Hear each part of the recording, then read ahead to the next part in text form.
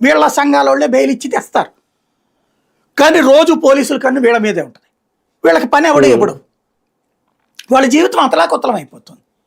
ఎలా సార్ ఇట్లాగా అని అడిగినప్పుడు ఆయన చాలా సిన్సియర్గా దానికి ఎఫర్ట్ అప్పటి నుంచినే మిలిటెంట్ అనే పదం వాడడం బిగించేశారు. నక్సలైట్ వేరు, మిలిటెంట్ వేరు అనమాట. మిలిటెంట్ అంటే ఇట్లాగా మిలీషియా సభ్యులు,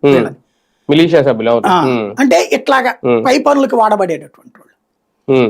వాళ్ళకి మీరు వచ్చి లొంగిపోండి, ఇట్లా చెప్పండి మీరేం చేశారన్నది, మీకు డబ్బులు ఇస్తామని చెప్పి 5,000 10,000 రూపాయలు ఇస్తే బోల్డ్ అంతమంది వచ్చి లొంగిపోయారు.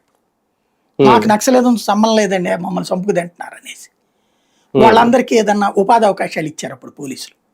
అది ఒక ప్యాటర్న్ దేశవ్యాప్తంగా అమలైంది. ఆ తర్వాత చూసుకున్నప్పుడు నేను ఇవాళ దేశవ్యాప్తంగా ఇంకొకటి ఏమైందంటే, ఎప్పుడైతే గిరిజన ప్రాంతానికి మౌలిక సదుపాయాలు పెరగడం ప్రారంభమైందో, అభివృద్ధి ప్రారంభమైందో, ఆ ఫలాలని ఆపే మావోయిస్టుల మీద కోపం పెరిగింది జనానికి.